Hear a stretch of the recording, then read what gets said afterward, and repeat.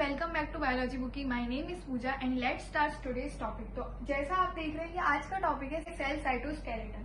तो सबसे पहले ये जानते हैं कि साइटोस्केलेटन क्या होता है, मतलब सेल का स्केलेटन। तो सेल का स्केलेटन जो होता है वो किस चीज से कंसिस्ट होता है? 3 फिलामेंट्स होते हैं जिनसे सेल का स्केलेटन कंसिस्ट होता है।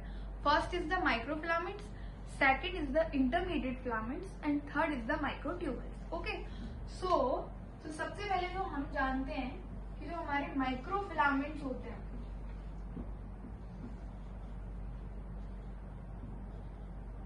वो क्या होते हैं, ठीक है।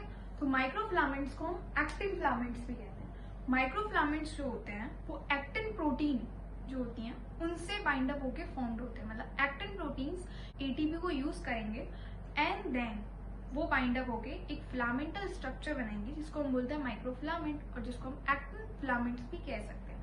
अब पोलरिटी की बात करते हैं तो जो हमारा माइक्रोफिलामेंट होता है वो पॉजिटिव और नेगेटिव बोथ एंड्स कंटेन करता है।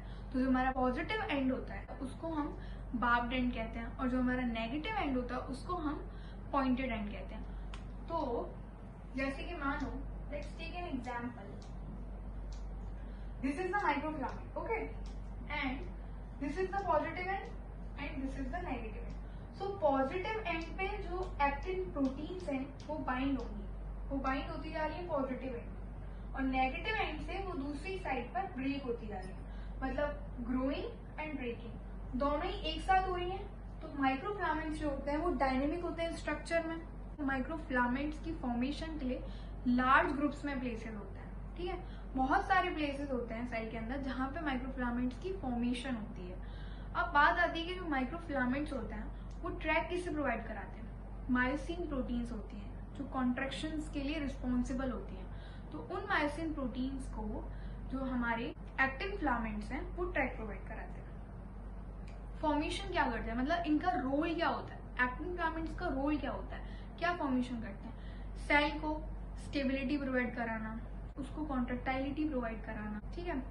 अब वो स्ट्रक्चर में कैसे होते हैं? वो रिजिड जेल होते हैं, नेटवर्किंग लीनियर बंडल्स की फॉर्म में होते हैं actin filaments. Now the second filament it's the microtubules. Microtubules इसे हम दो पार्ट्स में डिवाइड कर सकते हैं, first is the micro and second is the tubules. तो ट्यूबल्स जो होती है वो प्रोटीन्स होती हैं जो अल्फा बीटा डायमंड्स की फॉर्म में प्रेजेंट होती है, और ये सब प्रोटीन्स बाइंड अप होके जीडीपी यूज करती हैं, और जैसे ही जीडीपी हाइड्रोलाइसिस होगी तो वो जीडीपी में कन्वर्ट होगी और ऐसे हमारा माइक्रोट्यूबल फॉर्म होता जाएगा। पोलरिटी की बात करते हैं तो इनमें भी सेम पोलरिटी होती है जैसे एक्टिन फिलामेंट्स में होती है, पॉजिटिव और नेगेटिव, ओके। बट लेकिन यहाँ पे जो फॉर्मेशन और जो ब्रेकिंग हो रही है माइक्रोट्यूबल्स की वो सेम एंड से होती है।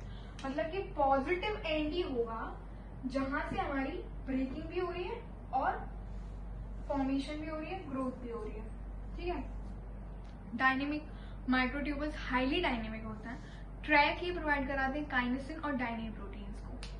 काइनेसिन और डायनिन जो होती है वो मोटर प्रोटीन्स होती हैं जिनके बारे में हम नेक्स्ट लेक्चर में डिस्कस करेंगे, ओके।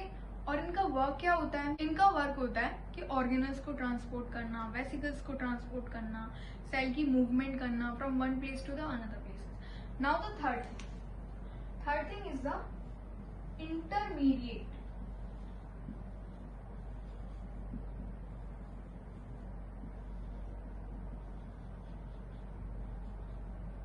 Filaments, okay. सो जो इंटरमीडिएट फिलामेंट्स हैं वो हमारी फाइब्रस प्रोटीन से बनते हैं। मतलब काफी सारी सब यूनिट्स होती हैं जो कि कंबाइंड होकर इंटरमीडिएट फिलामेंट्स बनाती हैं। अब इनके जो एरियाज होते हैं, मतलब जो प्री एग्जिस्टिंग प्लेसेस होते हैं जहाँ पे इंटरमीडिएट फिलामेंट्स पहले से ही फॉर्म है, तो उन्हीं प्री एग्जिस्टिंग प्लेसेस पर वो फिर से फॉर्म्ड होते हैं, वहीं पर वो दोबारा उनकी फॉर्मेशन होती है, ठीक है। और अगर इनकी डायनेमिक की बात की जाए तो ये लेस डायनेमिक होते हैं, ये अनपोलराइज्ड होते हैं। अगर पोलरिटी की बात की जाए तो ये अनपोलराइज्ड होते हैं, ये ट्रैक किसी भी प्रोटीन को प्रोवाइड नहीं करते हैं। एंड यस, इनका वर्क क्या होता है? सेल और टिश्यूज को इंटीग्रिटी प्रोवाइड करना। तो सेल के अंदर जो मूवमेंट हो रही है सेल ऑर्गेनल्स की और वेसिकल्स की, जो कार्गो ट्रांसपोर्ट हो रहा है, जो सिग्नल्स इधर से उधर ट्रांसपोर्ट हो रहे हैं, प्रोटीन्स जो ट्रांसपोर्ट हो रही हैं, सेल के अंदर, सेल के बाहर, मतलब एक्स्ट्रा सेलुलर और इंटरसेलुलर जो प्रोटीन्स ट्रांसपोर्टिंग हो रहा है वो सब कुछ, मतलब सेल का जो साइटोस्केलेटन होता है वो किसके हाथों में होता है? वो जो साइटोस्केलेटन होता है वो फिलामेंट्स के हाथों में होता है, इन 3 फिलामेंट्स के हाथों में। और ये तीनों जो फिलामेंट्स हैं वो स्टेटर फिलामेंट्स, मतलब स्टेशनरी, ठीक है। इनके ऊपर हमारी मोटर प्रोटीन्स जो होती हैं वो फॉक करती हैं। वो मोटर प्रोटीन्स जो होती हैं वो रूटर होती हैं, मतलब वो मूवेबल हैं। That's it for today. I hope आज आपको साइटोस्केलेटन जो है वो इजीली और अच्छे से समझ में आया हो।